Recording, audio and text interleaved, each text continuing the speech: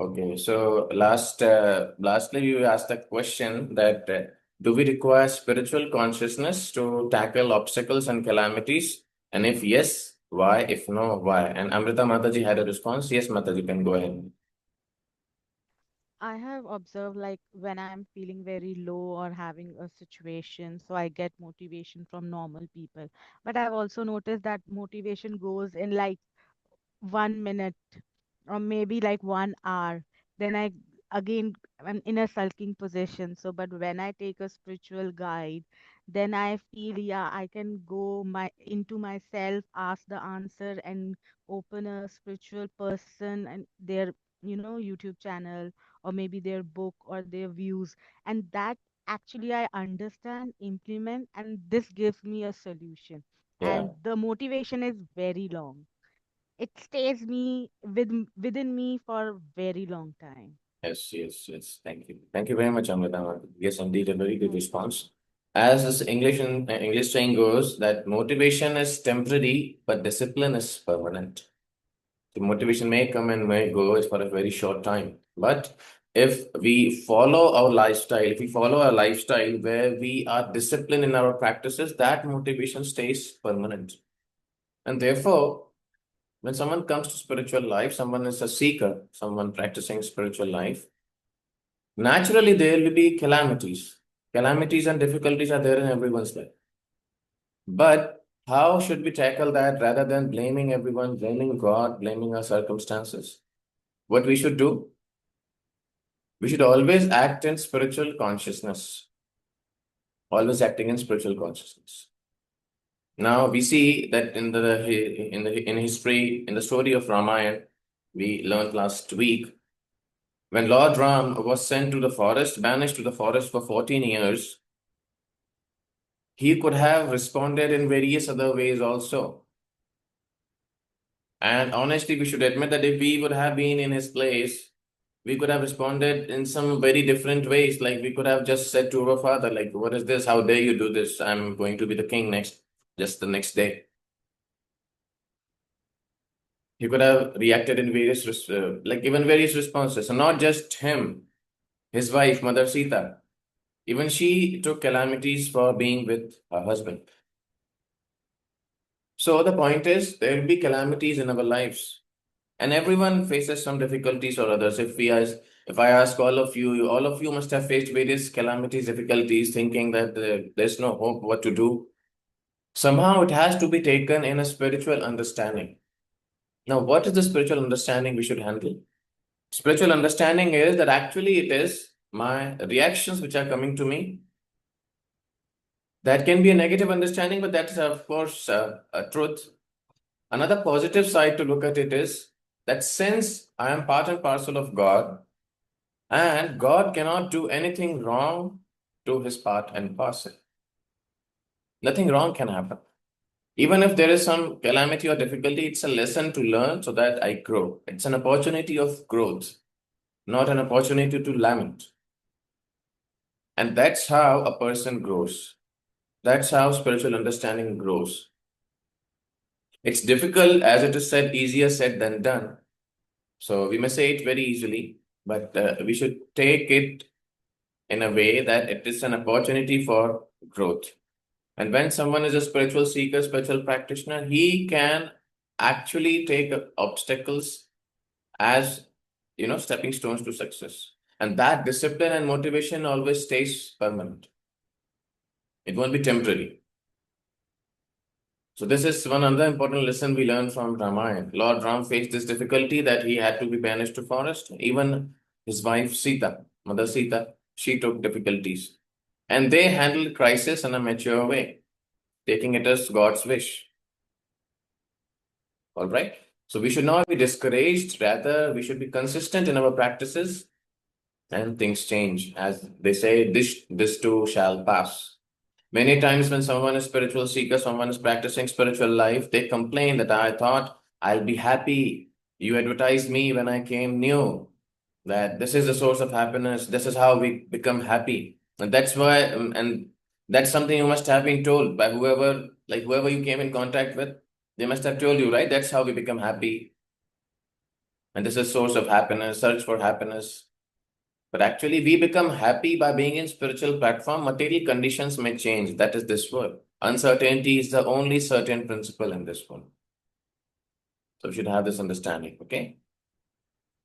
All right. So coming to the next lesson of Ramayana, lesson number 5. A test for every speaker, Ram or Aram. When Lord Ram was banished to the forest, all the citizens of his country, Ayodhya, they moved along with him because he was so favorite to everyone in the kingdom. No one wanted to leave him. And they moved along with him with his chariot. And so Lord Ram said that actually we'll spend night on the bank of the river. Okay, I won't go, but I'll spend the night on the bank of the river. So all the citizens, along with Ram, Sita, and Lakshman, they stayed, spent their night on the bank of the river. And the moment Lord found that all the citizens were fast asleep, they took out their chariot and silently sneaked out of that company. And they left. And when the citizens got up early in the morning, they lamented that because of their sleep, they lost the association of the Lord. So the lesson we learn from this incident is that if we are in comfort zone, we may miss our goal of life. If we are lazy, fast asleep, we may miss the opportunity to grow in life. And therefore, as we discussed last time also, that it requires some efforts. We require to give up our laziness. We require to give up our comfort zone. And that's why when the citizens were fast asleep, they had a sound sleep, but they missed the association of their most dearmost object, which was Lord Ram.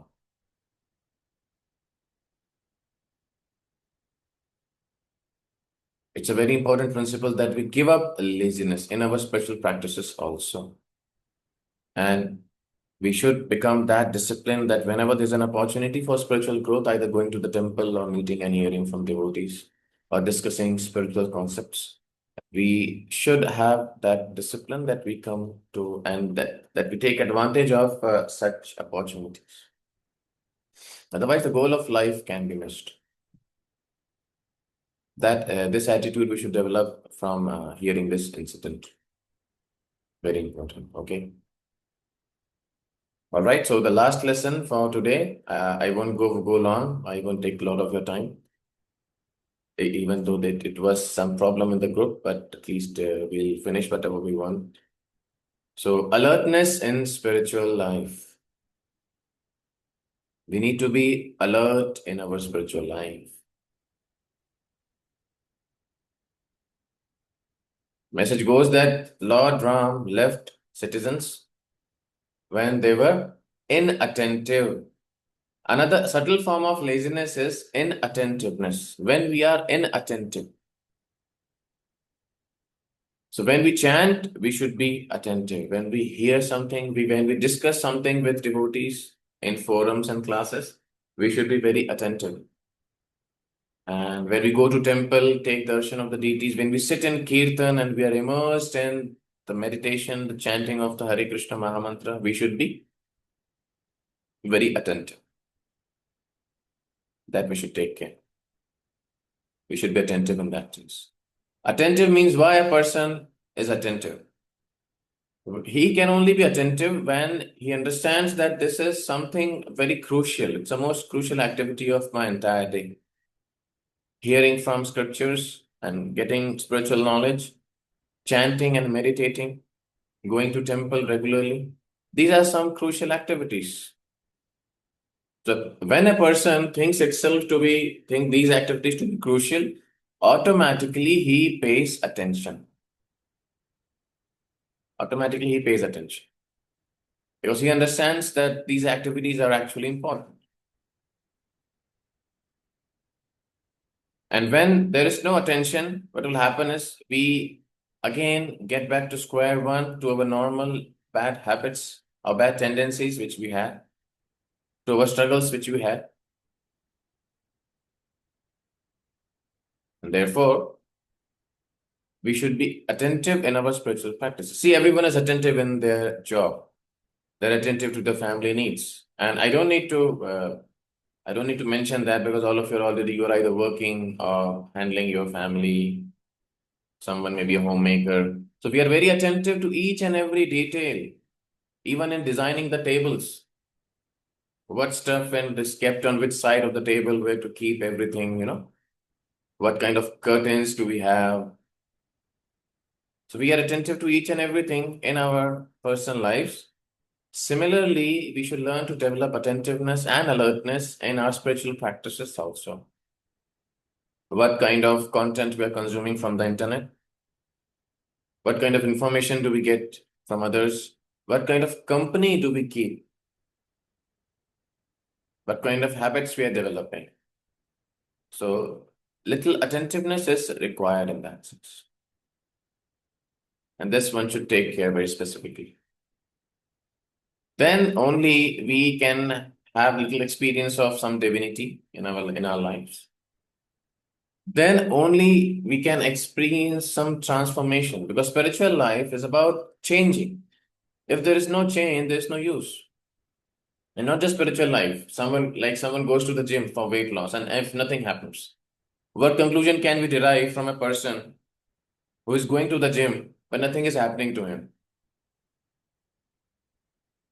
What conclusion can we derive from his practice? Anyone? Any response in the chat box, or you can unmute yourself? Yes, yes, Nicole. Not. I would say your diet. Yeah, If you're okay. going to the gym, yeah, if you're still going to the gym, no results. But if you're eating pizza and candy and having pop, um, of course that would be something to look at Yeah, that would die. We can understand that to change. actually, even if he's externally going to the gym with a trainer, but he's not following the actual diet which has to be followed. Yes, good point. Thank you, Nicole, for your response. Yes, Amrita Mataji, you said something. Yeah, he might be going to gym but not doing the exercise like which are good. Maybe he or she must be on like just walking, or maybe just doing acting, actually not exercising, because I have seen such people. Yeah, yeah, good point. That they're going to the gym. Thank you, Mataji, for your response, Amrita Mataji. And actually, it's correct that they're going to the gym and just hanging out, talking, and doing nothing. They're hearing music, they're talking to people, they're making new friends, but not doing the actual purpose they came for. Good point. And Ashwin Mataji writes in the chat with lack of intensity. Yes, doing exercises just for show off so that my trainer doesn't say me anything. So that's how it goes. Whenever a person practices something, there has to be some change. Whenever someone practices spiritual life, there has to be some change. Change in behavior, change of words, change in attitude, transformation.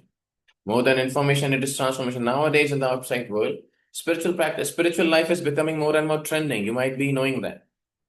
Okay, I'm spiritual, I'm into spirituality, and I like meditation and all. But what changes does a person make to his lifestyle? That's more important. And therefore, that discipline is more important.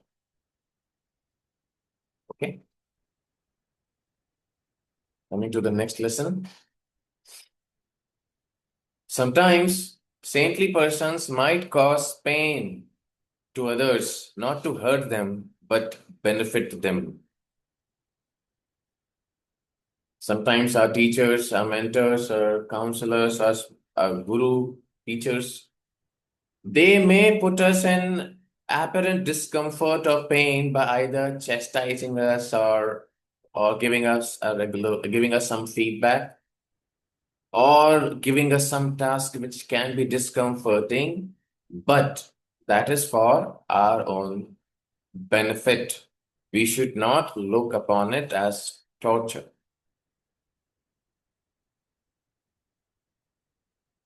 because training means it is something different from the normal lifestyle. Education means something different from the normal lifestyle. Training, education, development. We cannot experience this unless we are living our normal lifestyle. Someone goes to the gym, he needs to change his lifestyle. Someone goes to school, he needs to get up early and go. Can't be sleeping all day. Someone needs to practice spirituality. He needs some certain changes in lifestyle. Okay, we don't need to change like our culture, our identity, but some discipline has to be followed. Do's and don'ts, as they say. In medical field, there are do's and don'ts. When someone gets, suppose, diabetes, he's not supposed to eat sweets. So there is this discipline in his life. Some do's and don'ts are to be followed. And if we are not able to follow that, we take help of others, the teachers, the mentors. And when others help us, there can be a little pain when we are trained. I remember when I used to practice martial arts in my school days, our martial arts teacher, he was very heavy. My God. And I used to think that this person, if I grow up one day, I was in my seventh, eighth, and eighth grade, I practiced for 3, 4 years. I used to think when I grow up, I'll kill this man. This man is brutal. He's giving us all the styles and telling us to break. And our hands were soft. Seventh, eighth, boys of seventh grade, they have soft hands. And we were like, he's so ruthless. Why this person is so ruthless? He's telling us to break our hands. My bones will break. I'll be handicapped throughout my life. He's making us run, run, run, run. He used to make us run for half an hour. And after that, he used to start our practice.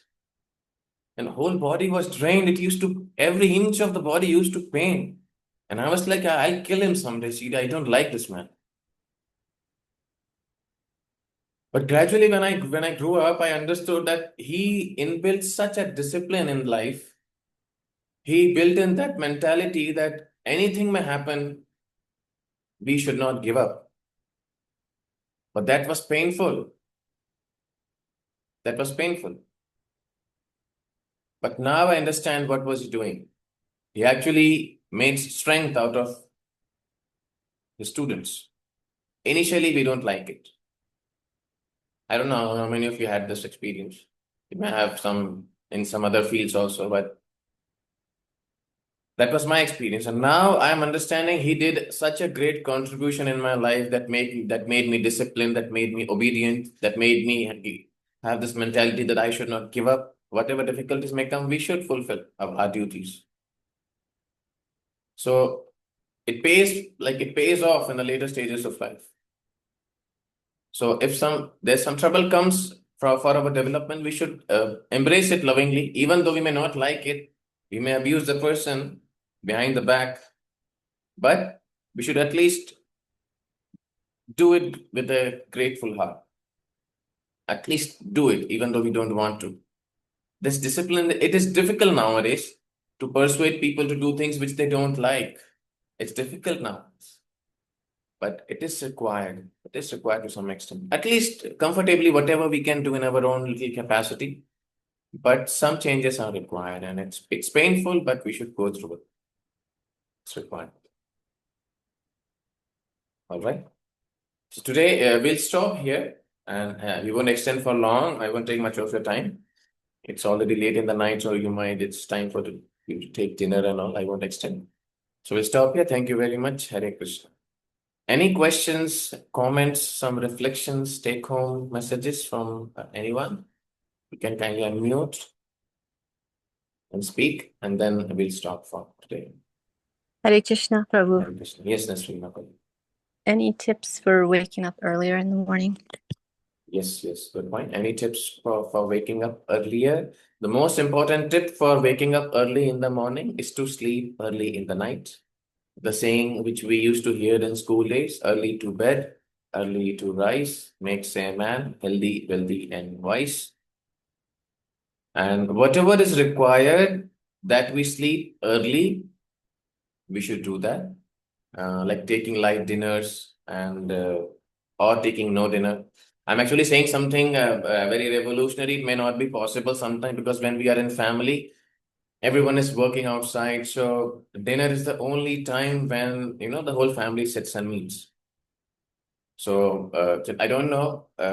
It may happen in the outside world also, and it may happen in other countries also. But even in India, we see that dinners are the most special meals because everyone is working outside and everyone comes together at night. But we can make sure that we take light dinners and sleep as early as possible. It may become for one who is living in family, especially we live in temples, so lifestyles of monks and brahmacharis, it's very balanced. So by 8:39, 9:30, we can wind up. But someone living with family, it gets a little difficult, and I understand that. It can be 10, 10:30 sometimes even 11. So it might be difficult, but we can at least improve gradually. Some gradual improvement can be there, and we should take good amount of rest in the night time. If we sleep nicely during the night, it becomes very easy to get up early in the morning. And especially we can take care of dinner. We can take light dinner or like various some fruits, some dry fruits, some soups and all like this. So in that way it may help. And even if we take it can be light and sleep as early as possible. So gradually we can develop this. It takes time. You may also require help of others, but it will surely develop. That's all. Thank you. Thank you. Thank you, Mr. Mukunda. Anything else from anyone? Any take-home message, any reflection or any question? Yes, Nicole, please go ahead. I I I wanted to ask you. I can tell you that I don't think that I understood slide number 5 where the example that you were trying to get. I just wanted to clarify. Were you saying that if we are lazy or fast asleep that we miss the opportunity of life? Is that what you were trying to explain? Yes, actually. Yeah. That's a Oh, story. okay. Yeah. Yeah, I didn't understand the story, but I think I understood the overall Oh, point, but I yeah. wasn't quite sure what you were trying to Okay, about the story. I'll just again explain the story in a short time. That when Lord Ram was banished to the forest, he was ordered that you should go to exile forest for 14 years and give up your kingdom, and your brother will become the king. So then what Okay. happened? He started to move to the forest, but the citizens, the subjects were they loved him like anything. So they said, "We also want to go with you. We can't live without you." So he replied, "All right, then let's go together." Then they stopped at a river bank. And then Lord Ram said, that actually today for the night, we'll spend our time here. So everyone slept. They were fast asleep. They had a sound sleep. And then he took an opportunity at that time to sneak out, to leave. Because it's practical. He can't be taking everyone to the forest. There were thousands of people. So the lesson we learn is if someone would have been awake, he could have left with him also. He could have taken that company. But since everyone was fast asleep, they missed the opportunity to be with the Lord. That's the story and that's the lesson. I hope that clarifies, Nico. Yes, Thank I you. have a follow-up question. Yes. I have a follow-up question if you don't mind. Yeah, please. So so if he invited the people to come along in the first place, why would he bother to go through the exercise of letting them go to sleep and then he sneaks away? Was it a later realization that hey, I can't take all these people, or Yeah. Good point. what was Good the point. Good point of point. Yes. I was waiting for this question. So the point is he didn't want to take them, but they were so attached. They were so affectionate. They said, "We can't live without you and we want to come along with you. Why you want to go to forest alone? All of us would go together. We don't want that your brother becomes the king because we want you as our king. And wherever you are, that's our kingdom." So then he tried to convince them that actually the punishment is for me personally. I don't want that Okay. all of you should be in trouble coming to the forest, but they were very adamant. So therefore, just to adjust the situation, apparently said, okay, tonight we'll spend together. And that's how he left. So that other subjects don't get in trouble just because of his personal orders which he got from his father. Like that. Okay. Thank you for clarifying. Thank you very much, Nicole, for your question. Anything else from anyone? Some yes, Fatima. Hare Krishna, Prabhuji. Thank you so much, Prabhuji, for the session. And to be honest, learning something about Lord Rama, it's a pleasure thing because most of us we don't follow it. We try to follow him, knowing the things what he did. Being the qualities, take an example of the fifth lesson itself. All the people in the village they were asking him to rule, but he was like, no, I gave a word to my dad, I have to go follow it, and I have to uh, obey his orders. That is what he was doing. But in the current world, if somebody, if any of the family members tries to give some property or something, they'll say it's my property before even father telling that.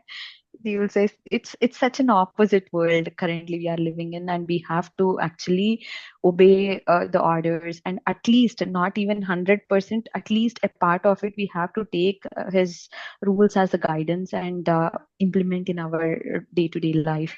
Thank you so much, Prabhu, for all these lessons. It really means a lot, and thank you for your time. Hare Krishna, Prabhu. Thank you very much, Fatima. Very indeed a very good response, very good take on message. Suppose it world nowadays, so no one follows different. That's why we need to teach the whole world. True. Thank you, Prabhu. Thank Thank you. you. Hare Krishna. Anything else from anyone?